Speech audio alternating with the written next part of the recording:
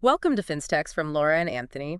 Today, we're looking into some really fascinating whispers, some buzz about the future of foldable phones, specifically a potential big step forward from Samsung. Yeah, exactly. It's all centered on the Galaxy Z Fold 7 and the main claim that it's aiming to be the thinnest foldable smartphone ever created. The thinnest ever. That's quite a claim. It really is. If these reports turn out to be accurate, it's a pretty radical shift in their design thinking. Radically thin sounds about right. The figures we're hearing are, well, just 3.9 millimeters when it's unfolded, Wow, 3.9 then millimeter. only 8.9 millimeters when it's folded up. Okay, let's put that in context. Yeah, because the current one, the Galaxy Z Fold 6, is around 12.1 millimeters folded. Right. So we're talking about cutting down the thickness by what, roughly 32%? That's a huge reduction. A really noticeable difference, I'd imagine. Definitely. What kind of benefits do you see coming from a profile that slim right off the bat? Well, the biggest one, I think, is tackling that common complaint about foldables. Yeah. The bulk, Yeah. Oh, yeah. The pocketability factor. Exactly. Slipping it job. in a pocket, holding it for a while, Yeah. making it that much thinner could really improve the everyday experience. Making it feel less like a compromise. Precisely. It might make foldables feel more mainstream, maybe appeal to people who were hesitant before because of the size. And thinking back, the original 2019 Galaxy Fold, this new one would be nearly half its thickness. Pretty much. It just shows how quickly the miniaturization is happening in this space. It's rapid progress. It really is. And it seems like they're not just making it thin, they're aiming for the top spot. Apparently so. The reports suggest they want to be thinner than the current record holder, the Oppo Find N5. Right. What are its numbers again? The Find N5 is about 4.21 millimeter unfolded and 8.93 millimeter folded. So Samsung's target of 8.9 millimeter folded would just edge it out, pushing right to the limit. Seems like it, but the big question then becomes, how?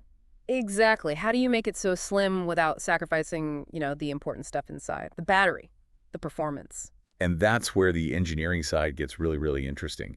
The information suggests they're actually aiming to keep the same 4,400 milliamp battery capacity. The same as the Fold 6, really, in a body that's 30% thinner. That's the report. Maintaining battery life is crucial, so hitting that target would be, well, quite an achievement. Huge. And what about charging? Also an upgrade, apparently. Moving from 25W fast charging up to 45W.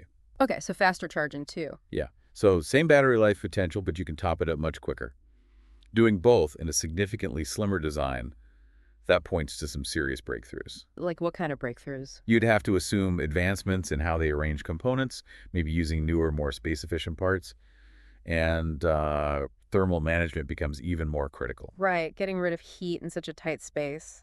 That's got to be a challenge. A massive one. They'd need some very clever solutions for that. It sounds like an incredibly complex puzzle they're trying to solve. Definitely. And it's not just the insides, right? There are mentions of other design changes too. Yes, the S Pen, for example, the stylus. Mm-hmm.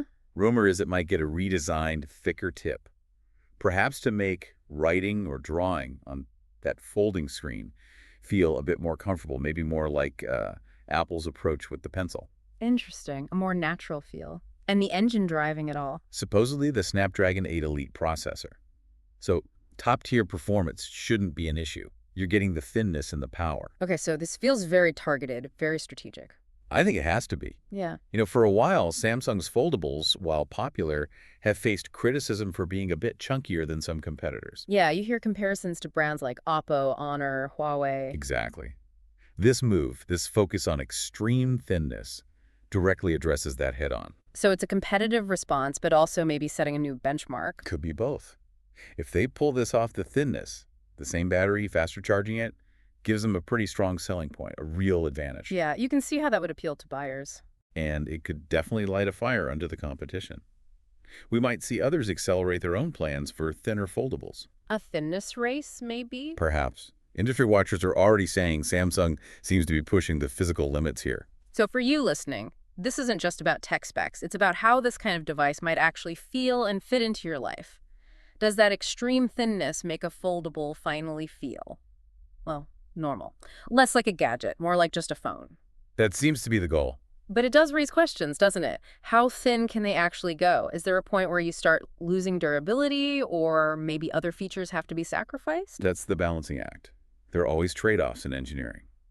Pushing one aspect, like thinness, might impact another, like maybe repairability or structural rigidity. Yeah, finding that sweet spot. It really feels like Samsung is trying to redraw the map for foldables, though.